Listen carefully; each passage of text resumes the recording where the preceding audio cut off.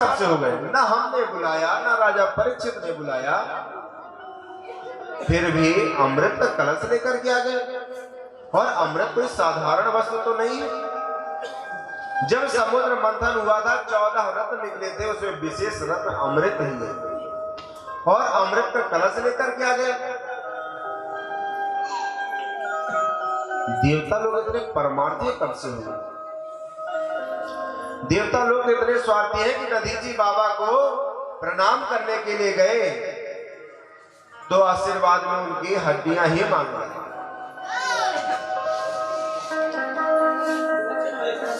और तो और एक बार पक्षीराज गरुड़ को, महाभारत के आदि पर्व में प्रसंग आता है कि एक बार पक्षीराज गरुड़ को अमृत की आवश्यकता पड़ी तो इंद्र ने अमृत देने से मना कर दिया। एक समय की बात है, गरुड़ की माता का नाम क्या है? वनिता। और सर्पों की माता का नाम है कद्रु। महाभारत के आदि पर्व में प्रसंग आता है कि एक बार कद्रु और वनिता में होड़ हुई, अर्थात शर्त लगी। ये बताइए कि सूर्य के जो घोड़े हैं उनका रंग कैसा है, उन घोड़ों का कलर कैसा है?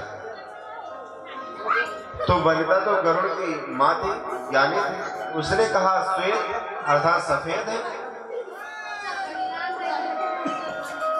लेकिन कद्रु ने कहा नहीं, जो सूर्य के घोड़े हैं वो कृष्ण वर्ण अर्थात काले कलर के हैं घोड़े हैं। इनमें शर्त लगे, अगर सफेद हुए तो, बोले काले हुए तो, शर्त लगे कि जो हारेगा वही दास बनेगा। अब कद्रु को तो पता है कि सफेद है, लेकिन कद्रु ने अपने पुत्रों को बुलाया और कहा कि देखो, हमें तो जानकारी है कि सूर्य के घोड़े का रंग सफेद है, लेकिन मुझे पता है कि मेरे बेटे तुम लोग काले काले हो। अगर उनके ऊपर लपेट जाओगे ना तो दूर से अगर वो भी दिखेंगे तो काला ही दिखेगा। और जब वो शर्त हार जाएंगे तो गरुड़ हमारा दास हो जाएगा, और जब गरुड़ दास हो जाएगा तो हम उसकी पीठ पर जहां चाहेंगे वहां घूम सकते हैं। हजारों सर्पों की माता कद्रु ने अपने पुत्रों को आदेश दिया कि जाओ और आप सूर्य के घोड़े में पूरे अंग में, पूरे शरीर पे लपेट जाओ, कहीं भी श्वेत रंग ना दिखे, पूरे में जहां भी नजर जाए दूर से रक्त वर्ण ही दिखे, कृष्ण वर्ण ही दिखे। अब सर्प लपेट गए पूरे सूर्य के घोड़े पे, दूर से देखा गया तो कृष्ण वर्ण दिखाई दिया। वनिता अर्थात गरुड़ की मां शर्त हार गई। जब शर्त हार गई तो गरुड़ को दास बनना पड़ा, और जब दास बन जाता है व्यक्ति तो दूसरों के इशारे पर चलना पड़ता है। जो मालिक कहेगा वही दास को करना पड़ता है। अब सर्प कहते हैं, अरे गरुड़ चलो थोड़ी हमें रमण द्वीप की सैर कराओ, थोड़ी हमें यहाँ की सैर कराओ, थोड़ी हमें यहाँ घुमा करके लाओ। गरुड़ सर्पों के अत्याचार को देखते हुए परेशान हो गया और अपनी माता वनिता से कहता है, मां, अगर ये सर्पों के दासता से अगर मुक्त होना है तो क्या कोई उपाय है? तब वनिता कहती है कि एक ही उपाय है गरुड़, लेकिन वह उपाय अत्यंत कठिन है, अत्यंत दुर्लभ है। तब गरुड़ जी कहते हैं, मां, आपको अपने बालक पर भरोसा नहीं है? आप तो केवल उपाय बताइए कि क्या उपाय है कि इन सर्पों से, दासता से हमें मुक्ति मिले। तब गरुड़ की मां वनिता ने कहा कि गरुड़, अगर तुम समुद्र मंथन से जो अमृत का कलश निकला था, वो अमृत का कलश लेकर के इन सर्पों को दे दो तो हम दासत्व से मुक्त हो जाएंगे।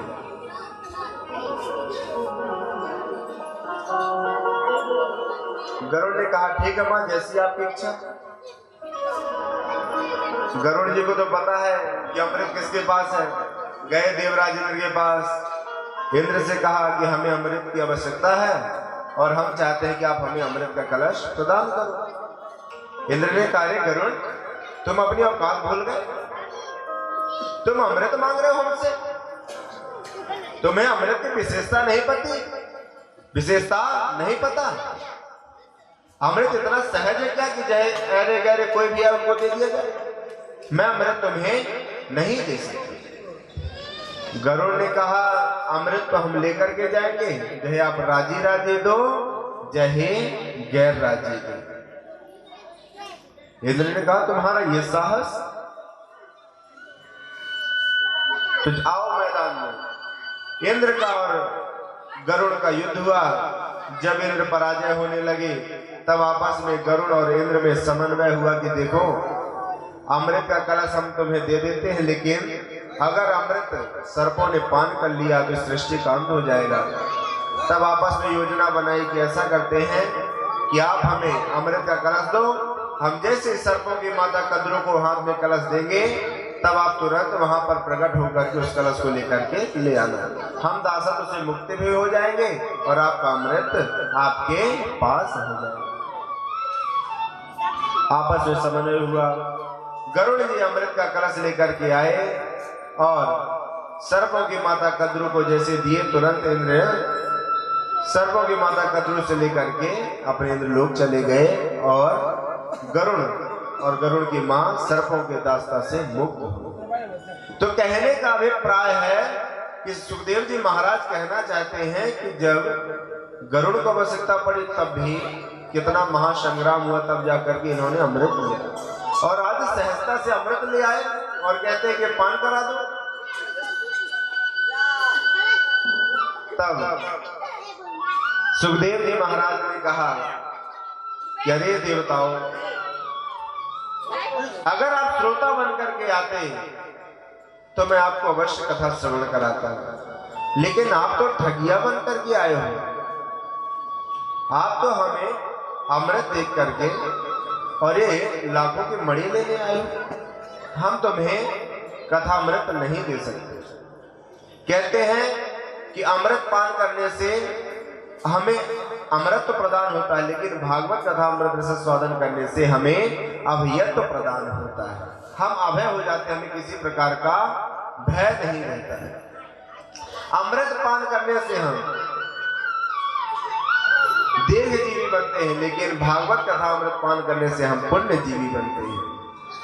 अमृत पान करने से हमारे जो पाप हैं वो धीरे धीरे नष्ट हो गए। छेड़े पुण्य मृत्युलोकम विसंति, हमें फिर से मृत्युलोक पर आना पड़ेगा, लेकिन भागवत की कथा से स्वादन करने से हमें यहाँ के जितने भी पाप ताप संताप है नष्ट होकर के हम परम धाम पहुंच जाएंगे। तब सुखदेव जी महाराज कहते हैं कि देवताओं, अगर आप श्रोता बनकर के आते हैं तो मैं आपको अवश्य भागवत की कथा रसपान कराता, लेकिन आप तो ठगिया बनकर के आए हो और ठगिया बनकर के भी आए हो, लेकिन लेन देन भी होता तो बराबर की वस्तु पे होता है। आप बराबर की वस्तु भी लेकर के आते तो हम आपको ये कथामृत स्वादन कराते एवं आपको प्रदान करते, लेकिन आप तो कांच देकर के मणि लेने आए हो। सौदा भी हमेशा बराबर की वस्तु पे होता है। आपसे कोई कहे कि हमसे 1 किलो आलू लेके 1 किलो सेव दे दो, तो क्या आप दे देंगे? नहीं देंगे। आपसे कोई कहे कि गिलेट के पायल लेके चांदी के पायल दे दो, तो क्या आप दे दोगे? नहीं दोगे। कार्य दोनों वही करेंगे। गिलेट के पायल जो हमें पैर में पहनना है, चांदी के पायल, लेकिन कीमत अलग अलग है। उसी प्रकार सुखदेव जी महाराज कहते हैं कि कुशधा को कथा लोके क्वा गाचः क्वा मणिर्महान् ब्रह्मरात्रो विचारेवं तदा देवान् जहासः। अरे देवताओं, क्वा स्वधा को कथा लोके क्वा काचः क्वा मणिर्महान्, आप ये अमृत अर्थात अमृत को क्या बता दिए? कांच का काचा है। कांच दे करके मणि लेने आए हो, मणिर महा। आपको लेन देन कभी पता नहीं है क्या? कांच देने से कभी मणि प्राप्त होती है कि आप मणि लेने चले आए? डांट के फटकार के देवताओं को सुखदेव जी महाराज ने भगा दिया। देवता लोग गए भागे भागे ब्रह्मा जी के पास कि पिताश्री हमें बताओ, हम देवता होकर के भी हमें सुखदेव जी महाराज ने कथा सुनाने से मना कर दिया और हमें डांट फटकार के भगा दिया, और मानवों को अधिकार दिया जा रहा है कि कथा श्रवण करें। ऐसा क्यों? तब ब्रह्मा जी ने कहा कि देखो बालकों, पहले हम ये देखते हैं कि 7 दिन बाद परीक्षित कथा श्रवण करने के बाद परिणाम क्या होता है, उसके बाद हम कुछ सोचेंगे। परम पावन श्री सुखदेव जी महाराज ने राजा परीक्षित को 7 दिवसीय जब श्रीमद् भागवत की कथा रसपान कराई, तब राजा परीक्षित का जैसे परम पद प्राप्त होते हुए देखे तो धाता आप विस्मिता, ब्रह्मा बाबा भी विस्मित हो गए और उन्होंने कहा कि अब तो तराजू लगेगी और देखा जाएगा कि वास्तव में कौन सा पुराण श्रेष्ठ है। ब्रह्मलोक पर तराजू का निर्माण हुआ, और तराजू समझते हैं ना आप लोग? तराजू ब्रह्मलोक पर निर्माण हुआ। तराजू पर अनेक धर्म ग्रंथ शास्त्र उपनिषद एक पढ़ने पर रख दिए गया और एक पढ़ने पर श्रीमद् भागवत महापुराण रखा गया। कि आखिर इसकी महत्वता इतनी है तो हम तौले कि आखिर वजन किस में ज्यादा है। और कहते हैं बंधुओं, झुकता वही है जिसमें वजन होता है। हमेशा फलदार वृक्ष ही झुकता है, बाकी शुष्क काष्ठा सूखा वृक्ष आदि नहीं झुकते। जिसे फल लगे होंगे वो अपने आप झुक जाएगा, क्योंकि उसे वजन होता है। तो जब तराजू ब्रह्मलोक पर तराजू का निर्माण हुआ, तराजू पर एक पलड़े पर अनेक धर्म ग्रंथ रखे गए और एक पलड़े पर श्रीमद् भागवत महापुराण को रखा गया। और जैसे तराजू को उठाया गया तो लघुन्यानि जातानि गौरवेण इदं महत् तदार्यस्य गणा सर्वे विस्मयं परमं ययुः। लघुन्यानि जातानि गौरवेण इदं महत्। अनेक धर्म शास्त्र जिस पलड़े पर रखे हुए थे वो पलड़ा उठ गया ऊपर की ओर, और जिस पलड़े पर श्रीमद् भागवत महापुराण रखा था वो पलड़ा बिल्कुल नीचे से किंचित मात्र भी नहीं उठा।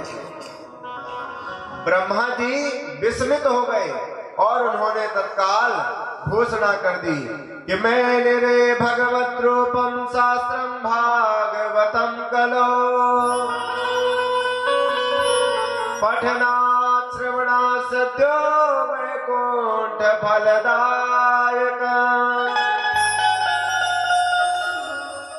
मैंने रे भगवत रूपम शस्त्रम भागवतम कलो। आज से संसार में इस कलयुग में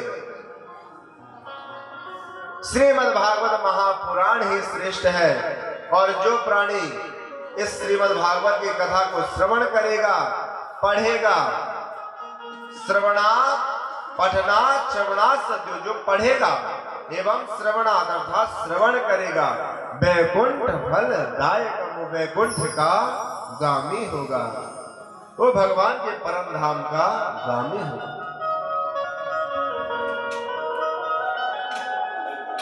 तभी ऋषियों ने जैसे पूछा कि महाराज ठीक है भागवत जी की महिमा कितनी है, लेकिन ये 7 दिन सुनने की परंपरा बनी कैसे? हमने सुना है कि भागवत 7 दिन की होती है। इस सप्ताह श्रवण करने का नियम कैसे लागू हुआ? तब श्री सूत जी महाराज कहते हैं, एकदा हि विशालायां चत्वारा ऋषयो मला सत्संगार्थं समायाता ददृशोस्तत्र नारदम्। ये 7 दिवस कथा श्रवण करने की परंपरा श्री नारद जी महाराज से प्रारंभ हुई।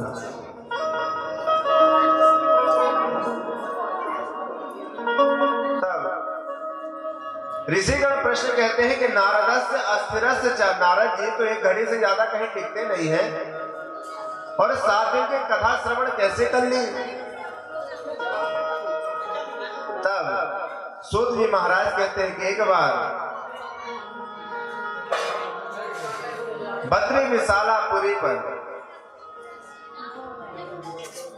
चत्वारा ऋषियों वाला 4 ऋषिगण, कौन? सनक, सनंदन, सनातन और सनत कुमार सत्संगार्थम समायाता, सत्संग की इच्छा से यातायात अर्थात भ्रमण कर रहे थे। तभी तत्र नारदम, वहां पर नारद जी महाराज का आगमन हुआ।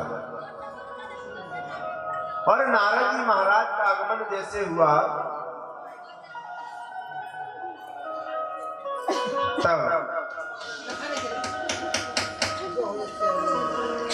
सनकादिकों ने देखा दूर से कि नारद जी महाराज का आगमन हो रहा है, आज सत्संग में आनंद आएगा और आज कुछ भगवत चर्चा होगी।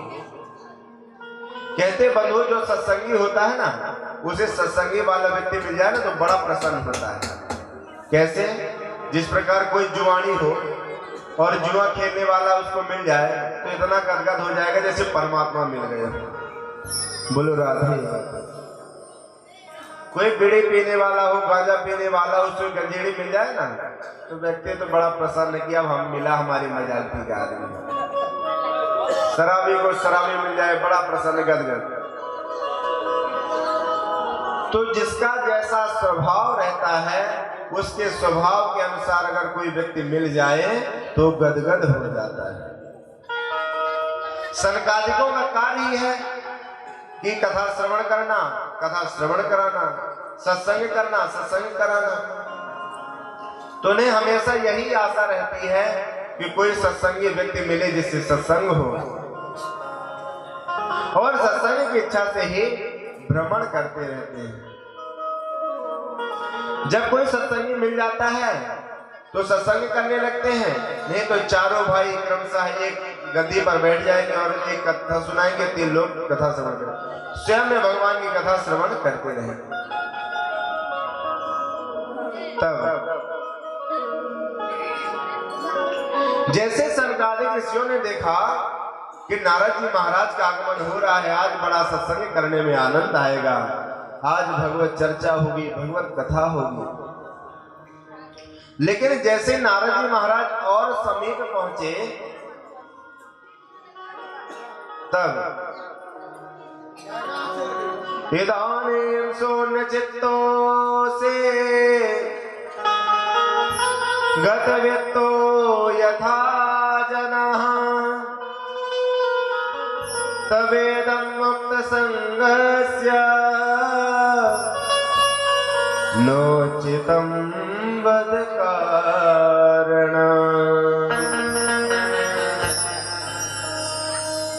जैसे नारद जी महाराज सनकादिक ऋषियों के समीप पहुंचे तब सनकादिकों ने देखा कि नारद जी महाराज का मुख मलिन क्यों है, ये मुख कमल लटका हुआ क्यों है।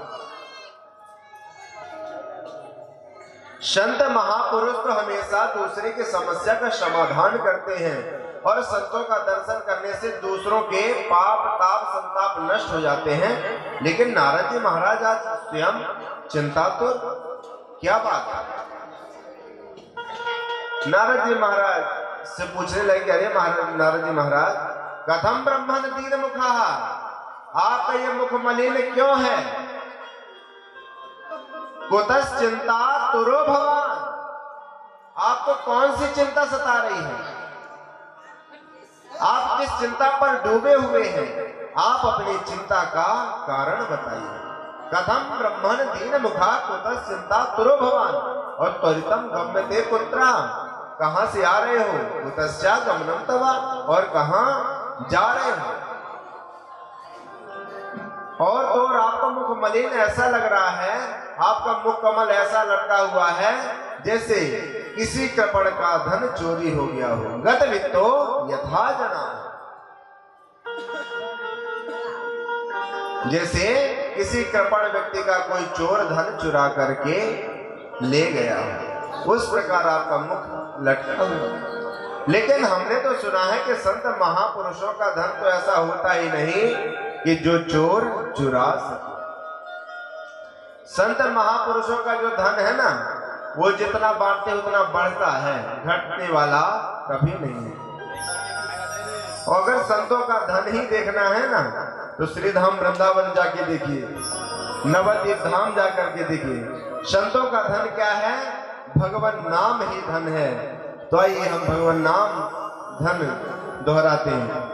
हमारो धन राधा श्री राधा श्री राधा, हमारो धन राधा श्री राधा श्री राधा, हमारो धन राधा श्री राधा श्री राधा, हमारो धन राधा श्री राधा श्री राधा, हमारो धन राधा श्री राधा श्री राधा, परम धन राधा राधा राधा राधा राधा, परम धन राधा राधा राधा राधा राधा, जीवन धन राधा राधा राधा राधा राधा, जीवन धन राधा राधा राधा राधा राधा, हमारो धन राधा श्री राधा श्री राधा, हमारो धन राधा श्री राधा श्री राधा।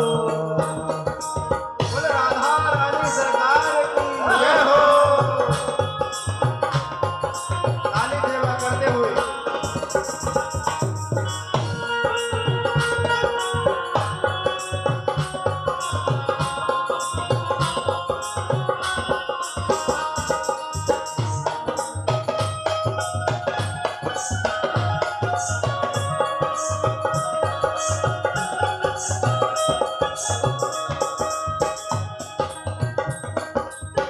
राधा नाम मंगल हारी, राधा नाम मंगल हारी, राधा नाम सर्व सुखकारी, राधा नाम सर्व सुखकारी, राधा नाम मंगल हारी, राधा नाम सर्व सुखकारी,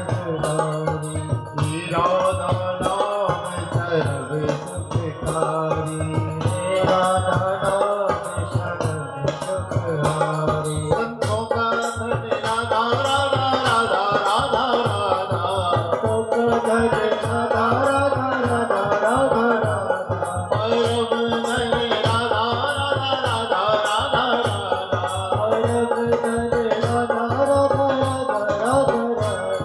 ऐसे नहीं भैया, जो भी राधा रानी को अपना सब कुछ मानते हैं, दोनों हाथ उठाकर मीठी मीठी तालियों की सब सेवा करते हुए गाइए। हमारो धन राधा श्री राधा श्री राधा, हमारो धन राधा श्री राधा श्री राधा, हमारो धन राधा श्री राधा श्री राधा, हमारो धन राधा श्री राधा श्री राधा।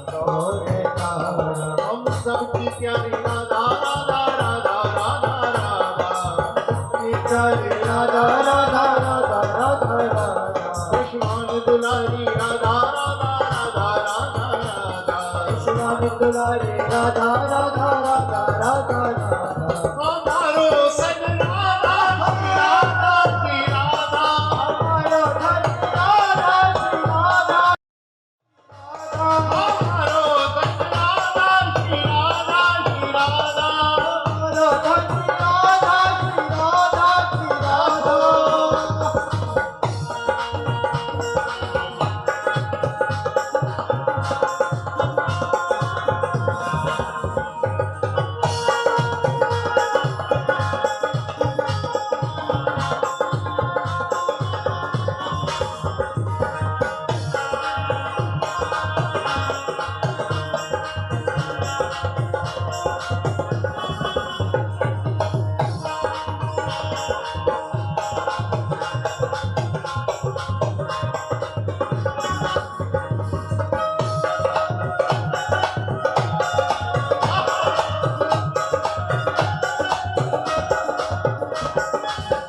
और संत कहते हैं नाम महाधन है अपनो नहीं दूसरी संपत्ति और जो ना चोर चुरा सकता है ना कोई छीन सकता है। ये धन तो ऐसा है कि जितना बांटोगे उतना ही बढ़ता ही चला जाएगा। फिर भी आप उदास हैं, और अगर आपके अंदर कोई चिंता है, आप किसी चिंता से व्याकुल हैं, तो अपनी चिंता का कारण बताइए। तब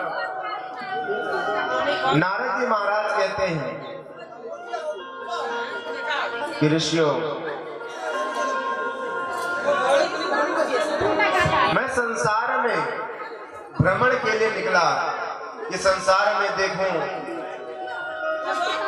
शांति के लिए संसार में भ्रमण करने के लिए निकला, लेकिन मुझे संसार में कहीं भी शांति नहीं दिखाई दी। जहां जहां हम गए वहां वहां क्रांति दिखाई दी। हम संसार में शांति खोजने के लिए गए थे, और महाराज एक जगह नहीं, अनेक तीर्थों में भ्रमण किया हमने, लेकिन हमारे मन को शांति नहीं। अहम तो पृथ्वीया तो ज्ञात्वा सर्वोत्तमा मुनि पुष्करं च प्रयागं च काशीं गोदावरीं तथा हरिक्षेत्रं कुरुक्षेत्रं श्रीरंगं सेतुबन्धना एवमादिषु तीर्थेषु भ्रममाणैतस्तथा। ऋषियों, नारद जी कह रहे हैं, ऋषिगण, अहम तो पृथ्वी, या तो मैंने पृथ्वी लोक पर कई तीर्थ घूमे। अहम तो पृथ्वी या तो ज्ञात्वा सर्वोत्तमामिति, कहां कहां घूमे? पुष्करम चा प्रयागम चा काशी गोदावरी तथा। पुष्कर गया, प्रयाग गया, काशी गया, गोदावरी गया, और तो और हरित क्षेत्रम कुरुक्षेत्रम श्रीरंगम सेतुबंधन।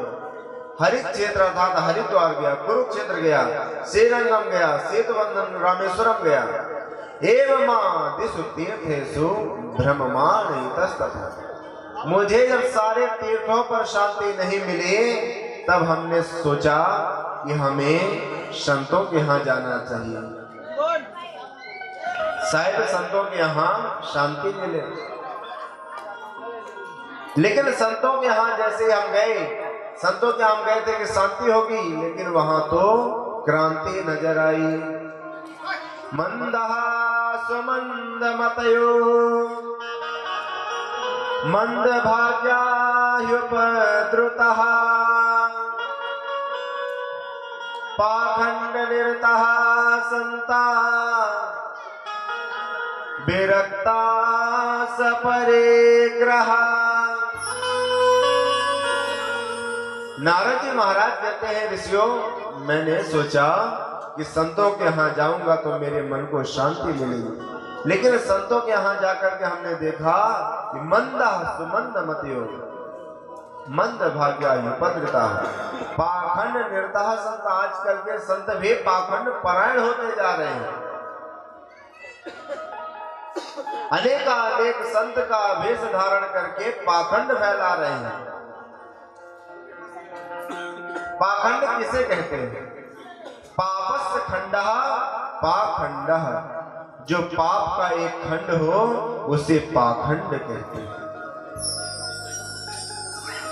नारद जी महाराज कहते हैं कि आज के समय में संतों के यहां भी जाओ तो भी शांति नहीं है, क्योंकि अनेक संत पाखंड परायण होते जा रहे हैं। और लोग भी आज के समय में उन्हीं संतों को पूछती है जिनके यहाँ हवेली है, बंगला है, कोठी है, बड़े बड़े मठ हैं, मंदिर हैं। वस्तुतः कहा जाए तो संत का दर्शन करना बड़े भाग्य की बात है,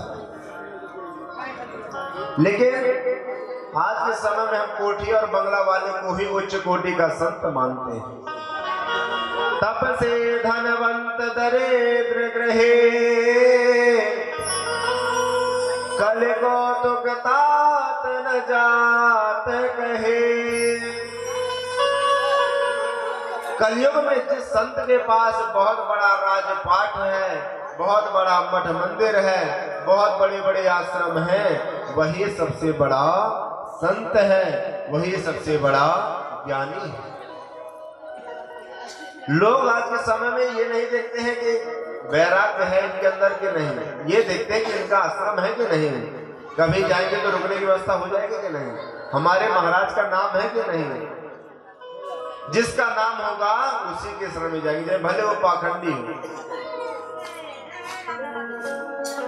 और तो और महाराज कहते हैं नारद जी कि मैं संतों के यहाँ गया और संतों के यहाँ जाकर के देखा तो एक जगह बहुत सारा शोर हो रहा था, आवाज हो रही थी, कोलाहल हो रहा था। मैंने पूछा वहां के लोगों से, भैया ये आवाज कहाँ से आ रही है? बोले ये तो मौनी बाबा के आश्रम से आवाज आ रही है। और आगे बढ़ा तो मुझे बाल गोपाल बहुत खेलते कूदते नजर आए। मैंने पूछा कि भैया ये बाल गोपाल किसके घूम रहे हैं? बोले ये ब्रह्मचारी बाबा के ही बाल गोपाल सब घूम रहे हैं। और तो जब और संतों के यहाँ गया, मैंने देखा खूब बड़ी हवेली, कोठी, बंगला, मठ मंदिर। हमने पूछा महाराज जी किसका आश्रम है? बोले त्यागी बाबा का आश्रम है, ये त्यागी बाबा का मठ है, ये मंदिर है। तो भैया जब मठ ही बनाना था तो कहे किस बात के त्यागी? अगर आश्रम में शोर हो रहा है तो किस बात के मौनी बाबा का आश्रम? मौनी बाबा का आश्रम किसे कहते हैं? जहां सभी लोग मौन रहे, जहां पर शब्द की ध्वनि भी हमें सुनाई ना दी। लेकिन प्रायः लोग संतों का वेश धारण करके पाखंड परायण होते जा रहे हैं और पाखंड का प्रचार कर रहे हैं। कुछ समय के लिए कथा को 5 मिनट रोकते हैं, क्योंकि सम्मान स्वागत समारोह किसी का होना है, तो स्वागत समारोह का आनंद लीजिए। फिर उसके बाद कथा आप सभी को श्रवण कराएंगे। नमस्कार। गुरु महाराज जी चरण